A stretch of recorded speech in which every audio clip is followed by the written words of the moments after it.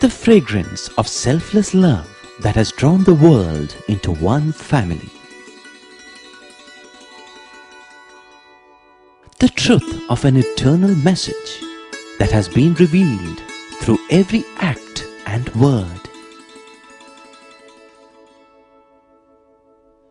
The fulfillment in service that has been taught by relentless sacrifice. The Lord's own life is indeed His message.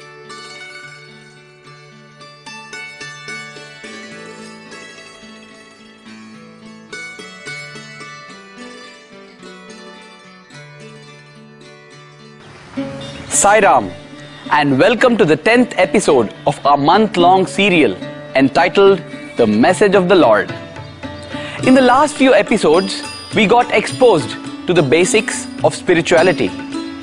Starting from today, we shall see how Bhagwan Baba's own life is his message. The Mahabharata war was a battle between the forces of good and evil. Minutes before the commencement of this epic war, Lord Krishna taught his disciple Arjuna the reason as to why the abstract God comes down on earth in a human form. Yada yada hi dharmasya glane bhavati bharat abhyuthanam dharmasya tadatmanam srijamyaham.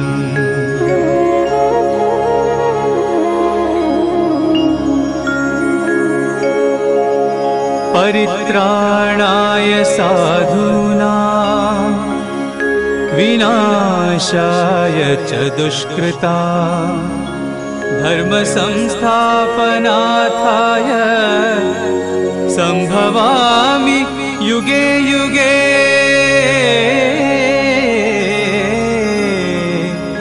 संभवामि युगे युगे. People in India often believe that this is all that the avatar does. Not really.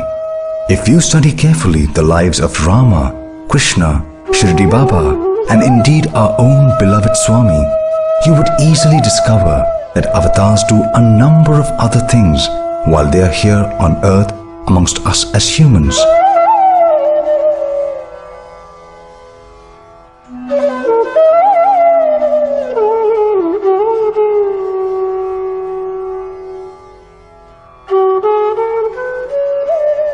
More than anything else, they make their own life an object lesson and teaching, which is why our own Baba often says, "My life is my message." Starting today, that is the theme we shall focus on during the next several episodes. Before we start looking at the details of Swami's life, let us collect some of his most important teachings to us. These include the following. Your own ego is your worst enemy. When you hurt and cause pain to someone else, you are in fact causing hurt and pain to God. And since God is in all, including you, you are in fact hurting your own self. See Baba in all and share whatever it is you have with others, for they are not different from you. Life, energy, talent, skills, and so on have all been given by God to you to be held in trust and used for His work, and not for your own advantage and promoting your greed. God offers you the gift of both worldly knowledge and compassion. People prefer to choose wealth but ignore compassion. That is wrong. Choose compassion first. By blending compassion with all your actions, you can really please God. In short, God gives us many treasures and many opportunities to serve Him via His children. But alas, we mostly throw away these wonderful chances. Keeping all the above advice in mind, let us now study how Swami taught all these same lessons via his own life. Pure selfless love and unbounded compassion, These are the two aspects we must always look out for in all of Swami's actions. In fact, right from the time when he was a boy and known as Satya to his family. Amma, kaasta annam pettandi amma, aakalesund amma. Hey, chekali ledu pakkandi kellu. For example, though his family was poor, when a hungry man came and asked for food, young Satya would give away some of his own food.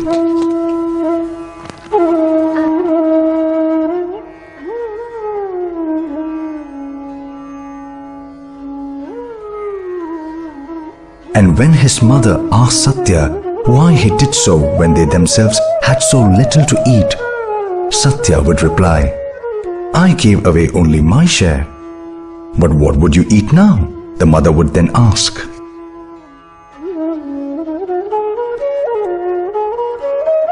Satya's answers baffled Mother Ishwaramma. She did not understand one word, but if you think about it, that is one of the lessons that Baba has always been teaching us. Let us now shift gears and move to 1950, that landmark year when Swami moved from his tin-shed ashram in the old mandir to his new mandir that has now become the spiritual center of the world. People then did not know that this was not just a bigger ashram or a darshan arena. It was to become his global headquarters for all his missions of compassion and mercy. Swami always starts on a small and low key. Thus, in 1954, he quietly laid the foundation stone for a general hospital in Puttaparthi.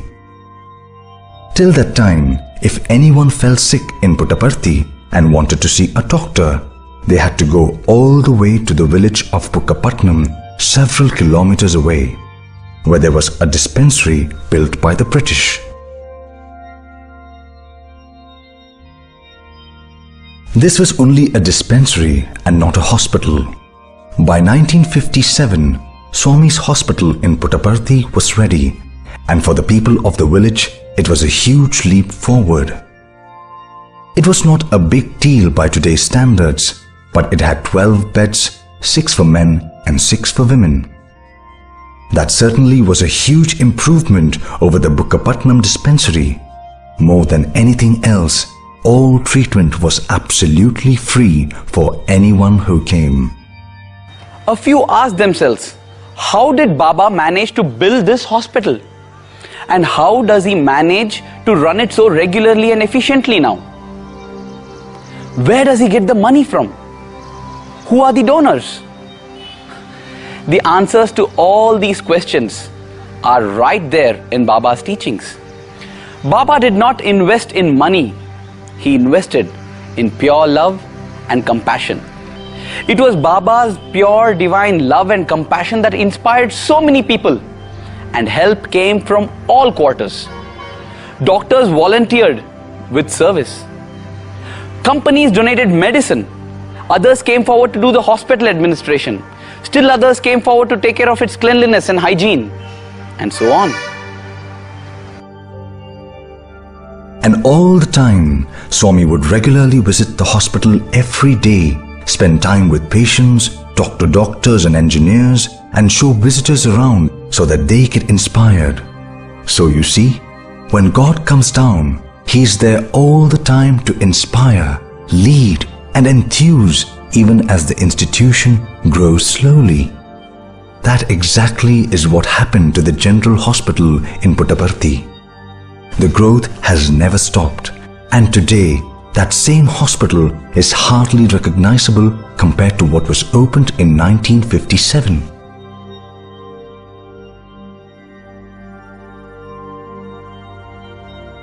The hospital handles more than 1,000 outpatients every day and has 100 beds for inpatients. There are 2 surgical theatres, and it is interesting to note that today the hospital also has dental facilities, handles snake bites, and more than anything else handles any number of maternity cases, which is a huge blessing to villages in the entire neighborhood. Let us pause and ask, how did all this happen so steadily? There was never much fanfare, and Swami handled it all almost in a routine manner. Yet, it was not routine. All the time, Swami was keeping in touch with doctors and patients as well. From time to time, he made personal visits and spent time with doctors and other staff.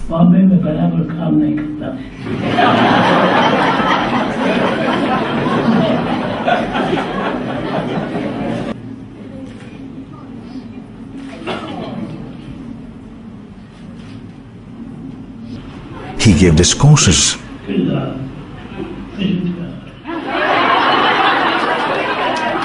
and talked to as many as possible, including staff way down the ladder.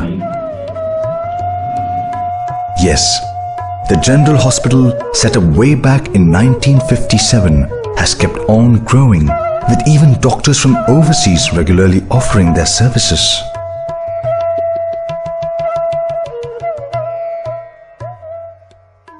Building and running one hospital was not the real message Swami was giving. The depth of his thinking became revealed when he made a sudden and dramatic announcement in the course of his discourse delivered on the occasion of his 65th birthday on 23rd November 1990 to be precise.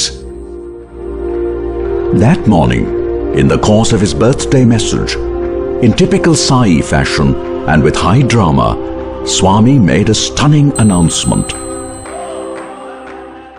ఏ వైద్యాలయం నిర్మించినా ఏ విద్యాలయం నిర్మించినా వ్యాపారం వ్యాపారం వ్యాపారం కానీ ఉచితంగా బీదలను చూచి కరుణించేటువంటి వ్యక్తి కనిపించటం లేదు కనుక పల్లెలు ఎందే ఇలాంటి పవిత్రమైన యొక్క శక్తిని అభివృద్ధి పరచాలని చెప్పి సంకల్పించుకొని 100 కోట్ల వ్యయం చేత మన ప్రశాంతి నందు ఒక విధమైన వైద్యాలయం స్థాపించడానికి ప్రయత్నించాము.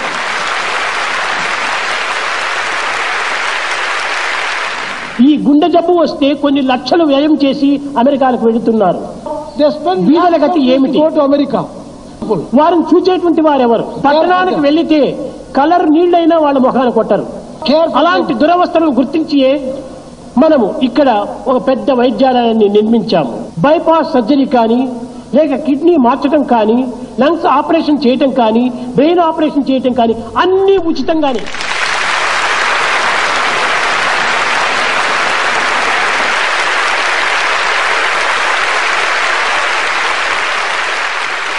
ప్రారంభోత్సవం కూడాను అప్పుడే నిర్ణయించుకున్నాం.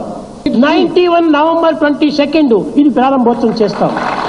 Yes, the announcement was dramatic, and the applause that greeted it was almost like a thunder.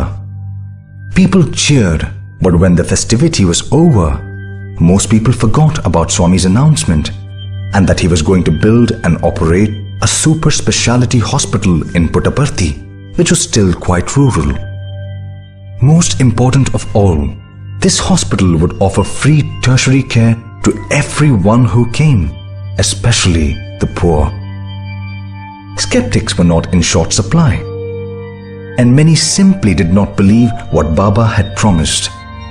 Who had ever heard of a free super speciality hospital being built in a rural area? Swami was in Kodaikanal, happily surrounded by his students and without a care in the world.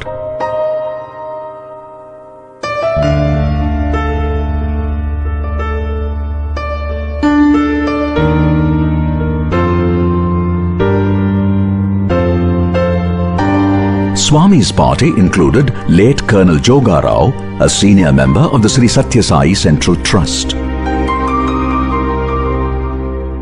One day in Kodaikanal, Jogarao looked very depressed. When Swami asked what was the matter, Colonel Jogarao said, "Swami, you have announced that a huge world-class hospital would be built. But where is the money? And we have just a few months before the planned inauguration." Swami calmly replied, "Jogarao, it was I who announced that the hospital would be established, not you. Who are you to worry about what I have declared to be my goal? When Sai says that something would be done, be sure it would be done. That is what Sai Vajra Sankalpam or firm determination is all about.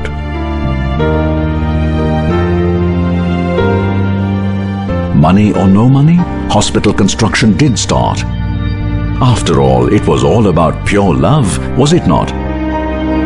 Hear now the architect's recall of how tight the entire schedule was. We worked out we only had 3 months to design the whole hospital. That meant every kind of specialization, total planning, numbers of everything, numbers of patients, sizes of wards, size of equipment. 3 months. That took us 17 architects working 17 hours a day for 3 months, and we produced a booklet with drawings this size, and that left them 7 months. The construction team in India, construction company ECC, it left them 7 months to build it.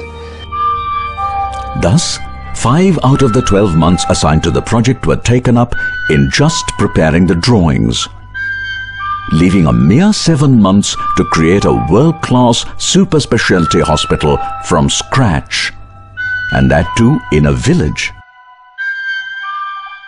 Accepting the challenge, the construction engineers worked furiously, racing against time. Nevertheless, there was cause for concern about meeting the deadline.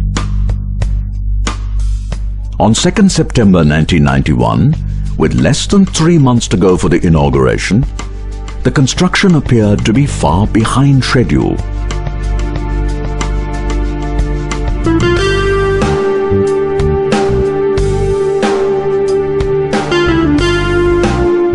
Things did not improve, and as D-Day approached, there was much anxiety and tension.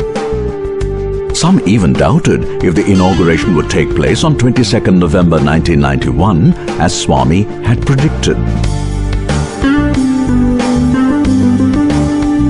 As late as 18th November, Dr. Safaya, the director of the new hospital-to-be, was among those who had given up.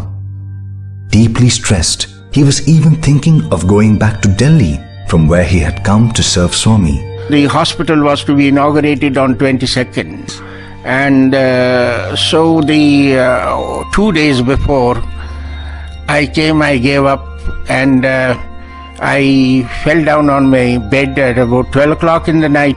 I said I cannot go any further because the hospital will not be ready to be inaugurated and operations have to be done. The conditions are not sterile. Scientifically, we are not ready. So I have failed my master, I told my wife, and I started weeping in my bed. Would the deadline be somehow met, or would it not? That was the question uppermost in the mind of almost everyone, even as they furiously bit away their nails. There was tension and suspense in the air. We take a break at this point and resume the story in our episode tomorrow. Make sure to be with us tomorrow and don't miss it. Thank you for being with us today. All the best. Jai Sai Ram.